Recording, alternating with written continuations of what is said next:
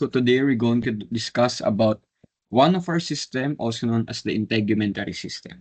So when we talk about integumentary system, these are the things that we need to look into. So number one, we have to learn the following objectives. So number one is for you to be able to explain the primary function of the integumentary system. And second is to examine the structure or role of the different components of the integumentary system, such as the skin, the hair, the glands, and the nails. So let us now talk about the primary function or different function of our integumentary system, specifically the skin. So the skin have varieties of function within our body, but the primary function is for protection. Earlier in our discussion, we were able to discuss that the skin are the one that is responsible in protecting us, no, from the external environment. And also it is used for homeostasis, for us to achieve balanced state of temperature internally at saka externally. So it protects us from cold and heat.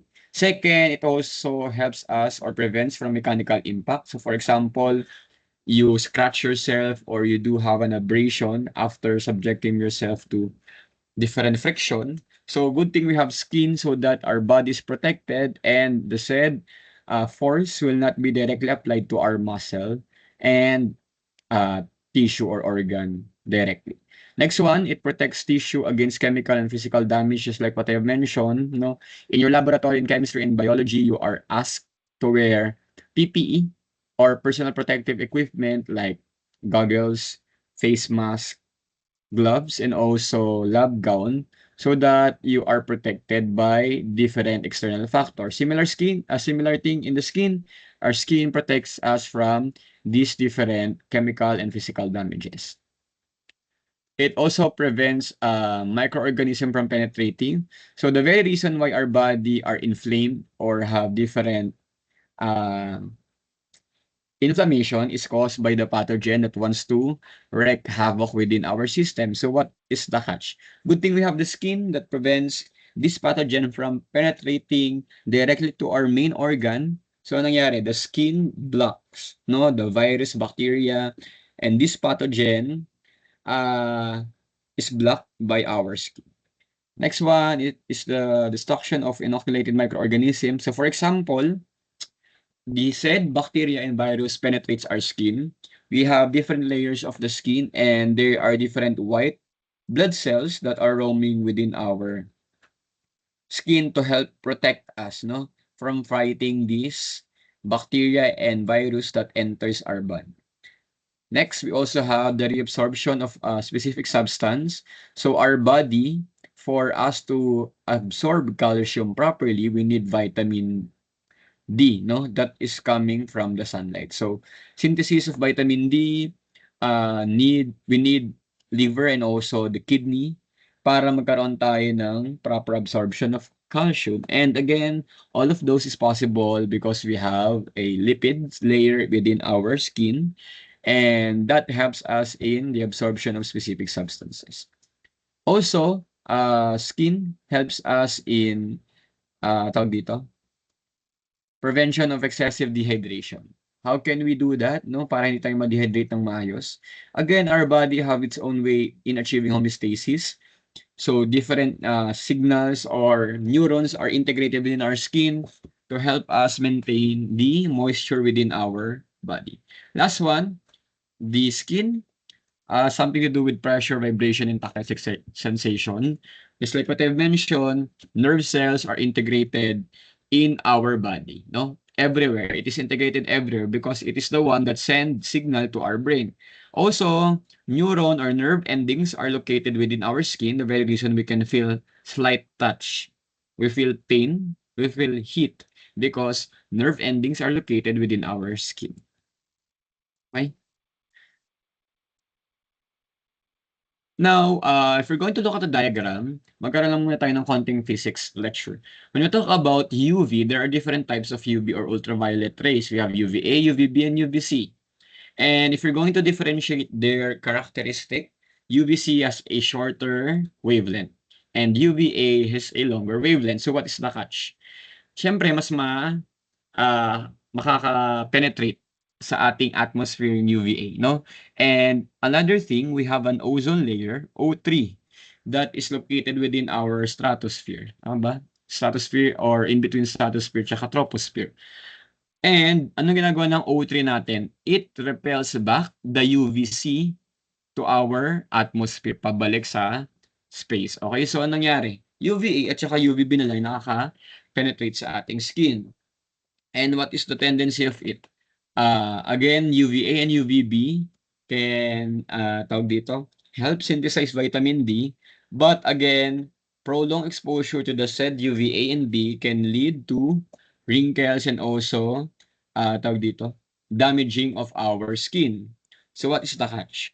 According to AAD, American Academy of Dermatology, you have to use sunscreen with at least 30 SPF or sun protection factor so that your skin have its own layer to repel back the UVA and UVB from our environment para maiwasan natin yung wrinkles. Next one, skin also is used for excretion and sensation. Excretion because there are glands that are located within our skin, specifically the sebaceous gland that used to produce or release sebum. Or we also have sweat glands that use to release sweat, no? So those are the glands that we use in our body for varieties of function, no? We use sebum for protection, no? Kaya tayo may oil sa katawan para protektado ang ating katawan. Second, we use sweat for our body to become moisturized. And alongside with it, our body used to release sweat so that we can achieve homeostasis when it comes to temperature. Sensation because the skin is a sense organ. Tama ba? In our lower level science, we have learned and realized that skin is used for feeling, no? And yung feeling na tinatawag natin na yung class ay it has something to do with the sense organ or ability to detect heat, cold, touch, pressure, and pain. In our previous discussion, we also discussed that the skin has a major role on how we regulate our temperature. In our image, we can simply see that the blood constrict. Ibig sabihin, lumiliit yung diameter kapag nagkakaroon tayo ng cold or malamig yung environment. Why do our blood vessel constrict? So that we can retain the body heat within our system. On the other hand, vice versa, when our body is in heat, no? Siyempre mainit, kailangan maglabas ng excessive heat. So what is the tendency? The blood vessel will dilate or lalaki ang diameter and heat is a loss within our system and dissipate within our environment. Next one, we have the vitamin D production. So just like what I mentioned, no, if you are familiar with the disease rickets, these are usually the disease that is associated to infant o sa mga bagong panganak. Why? Because they do not have a much absorption of calcium to their bone. So the tendency is they have a brittle bone or mahuna ang kanilang mga buto. So anong ginagawa ng mga matatanda for their babies to have a stronger bone? It also falls under the synthesis of vitamin D. So anong meron? When UVA and UVB penetrates the skin, it instruct, no, since there are lipid layer within our skin, in our dermis part, no, we have 7-dehydrocholesterol, and this 7-dehydrocholesterol is being derived, no, after the sunlight, UVA and B penetrates the skin. This 7-dehydrocholesterol becomes vitamin D3 or cholecalciferol. And again, ang nangyari, itong vitamin D3 ay nasa-synthesize ng ating katawan. So either way, meron dalawang uri paano magkaroon ng cholecalciferol. So pwedeng pagpapa-araw ng sunlight, sa sunlight, pwede rin namang pag tayo ay kumakain ng mga food rich in vitamin D3 or vitamin D such as fish, meat, and supplement. So anong nangyari? This cholecalciferol will enter the bloodstream. It will be directed to the liver, and it will be again derived to become 25-dehydroxyvitamin D3. So anong catch? This 25-dehydroxyvitamin D3 will go to the kidney, and the kidney again will derive it to become a more potent substance that can body use. So from 25 hydroxyvitamin D3, magiging 125 dihydroxyvitamin D3, and it will help our body in maintaining the calcium level within our body. In short, the vitamin D3 that we have is synthesized by the kidney and also by the liver when we have sunlight that penetrates our body. So anong catch? O kahit uminom ka ng napakaraming gatas, kung hindi ka naman nagpapaaraw, your body or your bone will not become as strong as it is. Because again, if you're going to traverse the whole process, sunlight is essential, no, para magkaroon ng absorption of calcium within your bones. So now let us talk about the anatomy of the skin. The layer of the skin includes the epidermis, or the above or superficial layer, the dermis, and the hypodermis, or below the dermis layer, also known as the subcutaneous layer. We also have the different accessory parts like hair, sweat glands, sebaceous glands, and the nails. Unahin natin si epidermis. Epidermis is said to be avascular. When we talk about avascular, this layer of the skin do not receive blood, no, from the blood vessel. And they are located in the uppermost part of the skin. This skin layer of the epidermis is made up of stratified squamous epithelium. Kasi sabi pong squamous, hindi po ito square. Ito po ay thin, scale, flat structure, para siyang pancake na manipis. Okay? And again, the epidermis is divided into 5 strata. No? From superficial to deep, we have the stratum corneum, lucidum,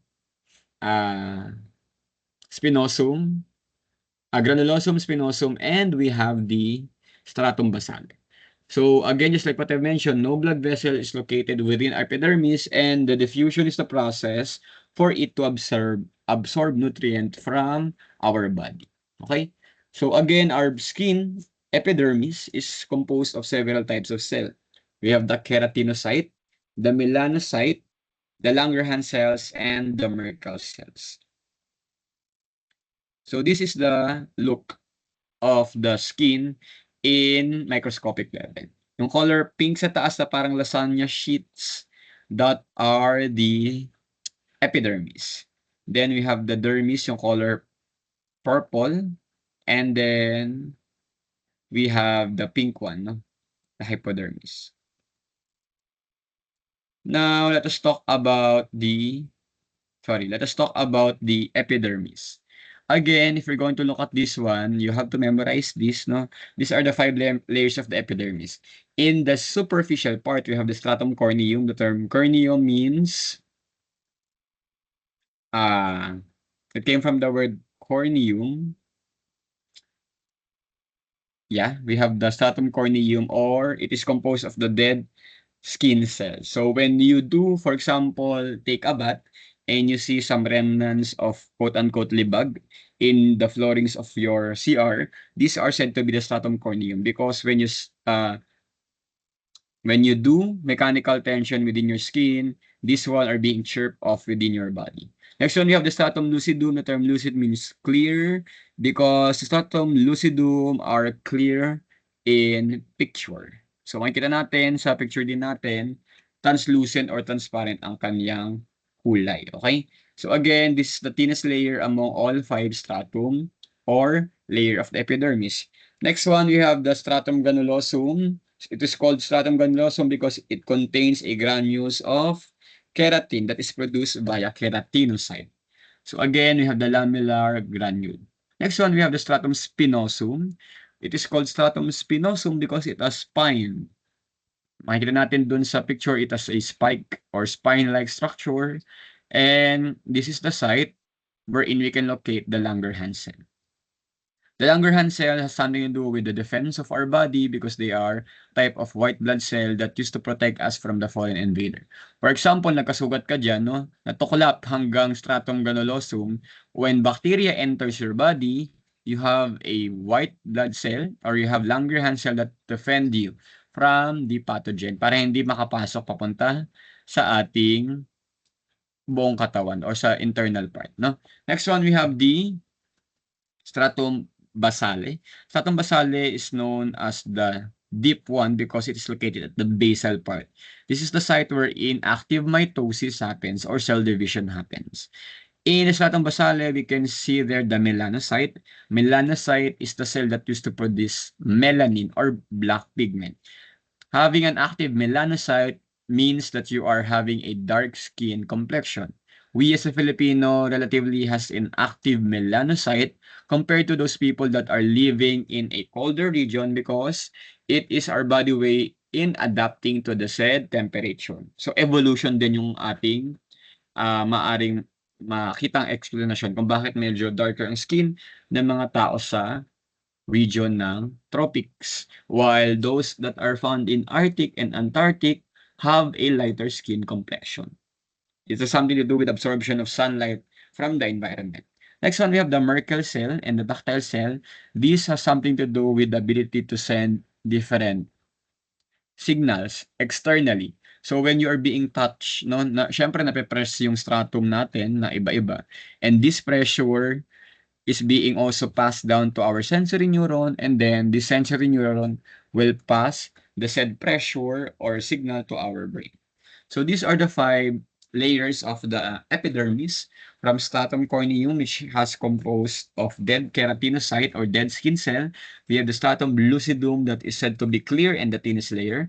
The stratum granulosum that contains the lamellar granules or granules of keratin. We have the stratum spinosum that holds the keratinocyte or the cell that produces keratin. Alongside with it, it has a Langerhans cell, which has something to do with the defense mechanism of your body.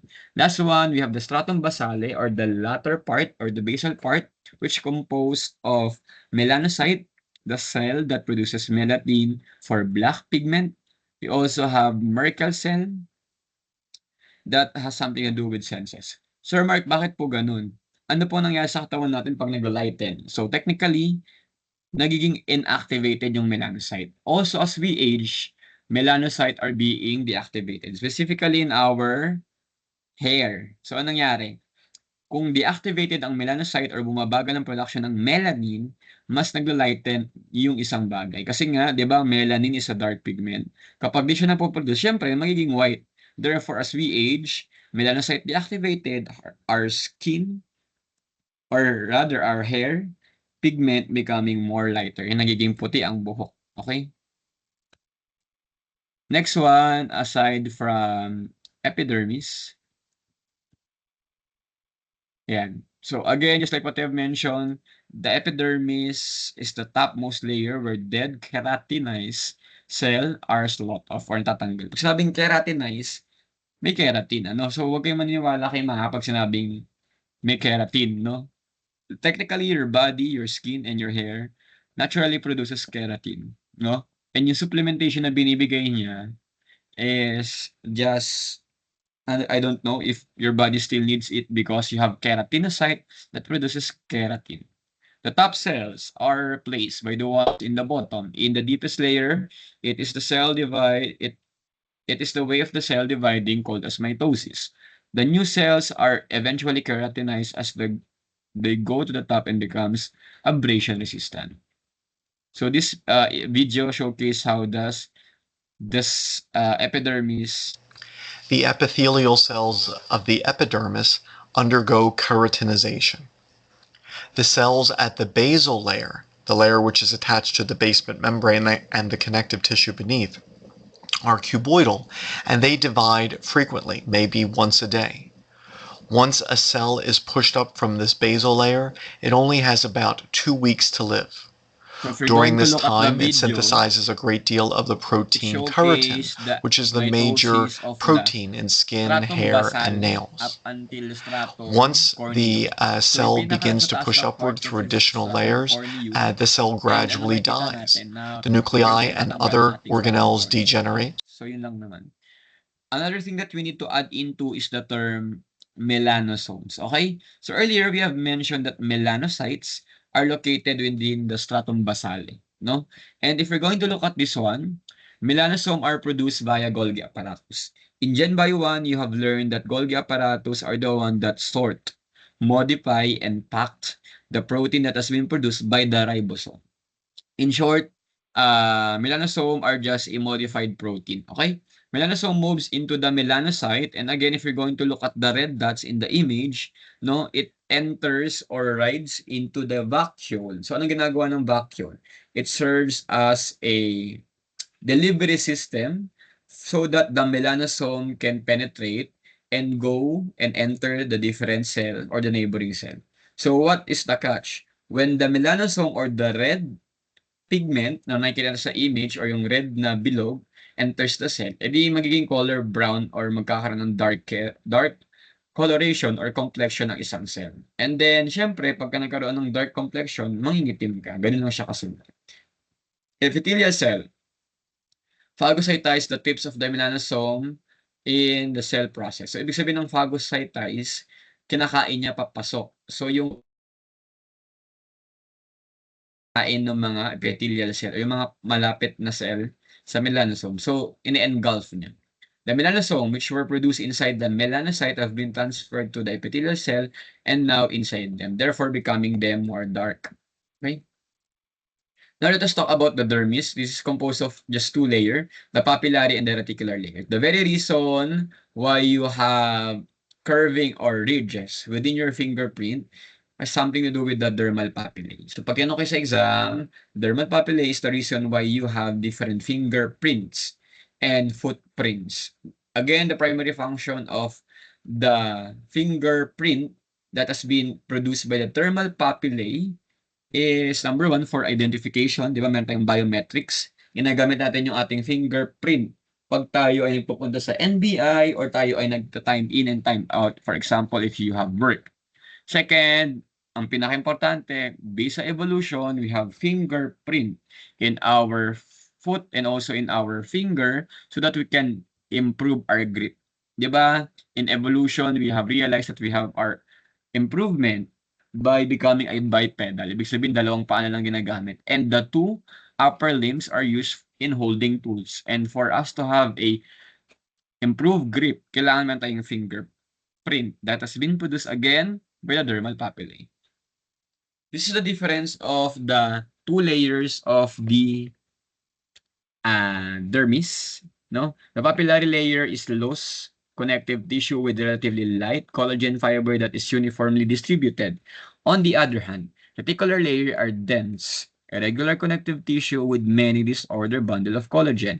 Again, papillary layer are more organized and uniformly distributed, while the reticular layer naman is said to be disorganized. No? So that is the difference between the two. If you're going to look at the papillary layer, makikita natin yung color purple, ano? Kikita natin yung arrangement nila na maayos. On the other hand, the reticular layer are said to be disorganized. Disorganized sila kasi nga, ang function naman ng ating dermis is for it or for us to have elasticity within our skin. Imagine nyo kung ang orientation ng ating reticular layer ay organized, there might be a problem when it comes to receiving different tensions and pressure within our body, no? So another difference of papillary layer, other cell include mast cell and macrophages or macrophage. Reticular layer includes macrophage, leukocyte, and limited to adipocyte or mga fat cell. Papillary layer are smaller blood and lymphatic vessels and nerves are located. And reticular layer are very vascular because it is composed of fats and also white blood cells are located there and also the different blood vessel. Lastly, the papillary layer is said to be containment of the dermal papillae forming the fingerprint. And the reticular layer naman contains the gland and the hair follicle in our body. Next one, we have the hypodermis. Pag sinabing hypo, it means below. In other book, we refer to it as subcutaneous. It is the attachment of skin to the underlying bones and muscle. It supplies skin with blood vessel, nerve, and fats within our body. So if we're going to look at this one class, in the hypodermis, gawa po yan sa blood vessel or network of blood vessel and adipocyte or fat cell, yung color yellow. If we're going to look in our image, no, we have here the muscle called arrector pili muscle. Dito pa yan. Ayan. So, arrector pili muscle, ito po yun, yung makikita nating muscle sa hair follicle.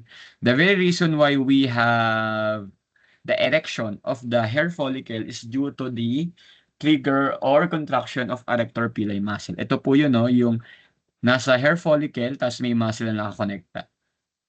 So, goosebumps is said to be the action of the erection of the hair follicle. Bakit ba tayo nag-goosebumps? Bakit pa na-trigger ang ating arrector pili muscle?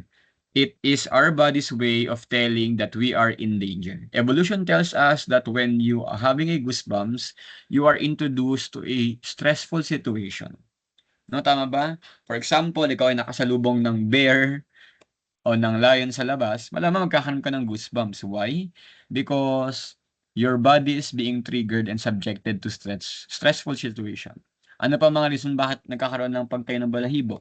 When your body is being sensitized. Pag nahawakan yung mga erogenous part mo or nahawakan yung area na hindi naman dapat, no? Trigger yung sense mo dyan, tumatay yung balahibo. Okay, so that are the different ways on how to trigger our hair follicle via arrector pili muscle. So this is the this is the picture or image of the whole skin from epidermis to dermis and up until the hypodermis. Next one, we have the hair. Hair's function in our body is for additional insulation of our skin.